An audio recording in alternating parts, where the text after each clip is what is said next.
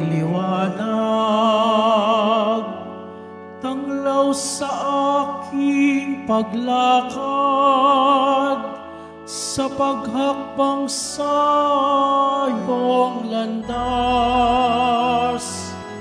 Hallelujah, Hallelujah, Hallelujah, Hallelujah.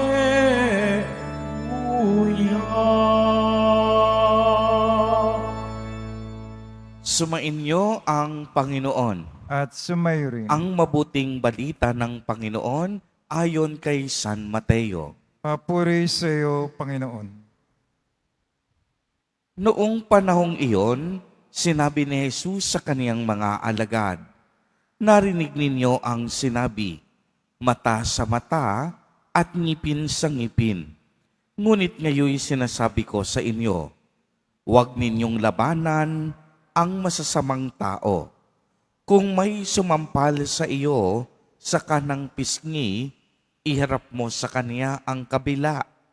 Kung ipagsakdal mo o ipagsakdal kanino man upang makuha ang iyong baro, ibigay mo sa kanya pati ang iyong balabal. Kung sapilitang ipapasan sa iyo nang manlulupig ang kaniyang dala ng 1 kilometro, pasanin mo ito ng 2 kilometro. Magbigay ka sa nanghihingi sa iyo at huwag mong pahindian ang nanghihiram sa iyo." Ang mabuting balita ng Panginoon. Pinupuri ka namin, Panginoong Jesucristo. Magsipo muna lahat. Magandang umaga po sa inyong lahat, mga kapatid kay Kristo. Sa lahat po ng ating mga taga-subaybay sa iba't ibang online platforms at sa lahat ng ating mga kadiboto sa iba't ibang panig ng Pilipinas at maging sa buong mundo kung saan tayo ay naaabot ngayon ng ating live streaming. Mapayapang umaga din po sa inyong lahat. Purihin at dakilain natin ang ating Panginoon, ang mahal na poong Jesus Nazareno. Mga kapatid kay Kristo at mga kadiboto, malugod po namin kayong tinatanggap sa Basilica Minor at Pambansang Dambana ni Jesus Nazareno. Napakagandang pakinggan po ng mga salitang binitawan ni Jesus Nazareno. Ngunit kung tayo ay magiging tapat sa ating sarili, ang Ebanghelyo ngayon ay isa sa pinakamahirap na sundin. Sinabi ni Jesus, "Narinig ninyo ang sinasabi, mata sa mata at ngipin sa ngipin. Ngunit sinasabi ko sa inyo, huwag ninyong labanan ang masasamang tao." Sa ating kultura at bilang mga tao, kapag tayo'y sinaktan, ano ang unang nararamdaman natin? Gusto nating gumanti. Kapag sinigawan tayo, gusto nating sigawin din ang nangsindak sa atin. Kung siniraan tayo sa tsismis, nag-iisip din tayo ng paraan para siraan din ang pangalan nila. Ito ang batas ng mundo. Mata sa mata at ngipin sa ngipin. Akala natin kapag naghiganti tayo, doon natin makakamit ang hustisya at kapayapaan. Ngunit may isang malalim na katotohanan. Ang mata sa mata ay hindi nagpapalinaw ng paningin ng tao. Sa halip, ginagawa nitong bulag ang buong mundo.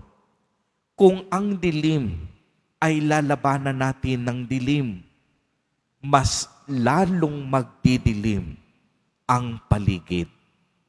Uulitin ko po, sapagkat ito'y napakahalaga, kung ang dilim, kung ang kasamaan ay lalabanan natin ng panibagong dilim o kasamaan, mas lalong nagtatagumpay ang dilim, mas lalong lumalalim ang kasalanan.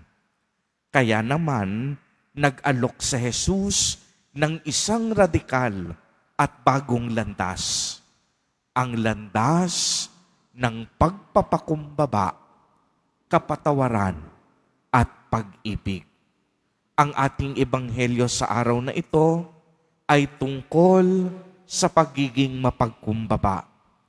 Binigyang diin ni Jesus Nazareno na buong puso nating patawarin ang mga taong humihingi sa atin ng kapatawaran.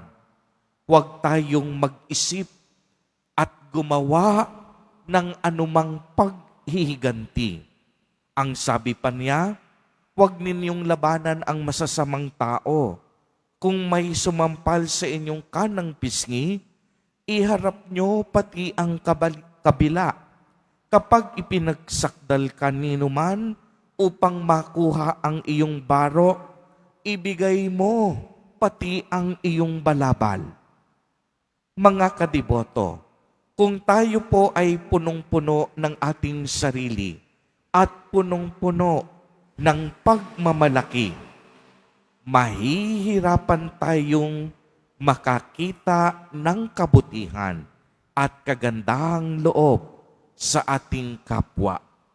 Kapag laging sarili ang ating inaatupag, nakakalimutan na natin kung sino tayo, kung saan tayo nagmula, kung bakit at para kanino tayo nabubuhay sa mundong ito.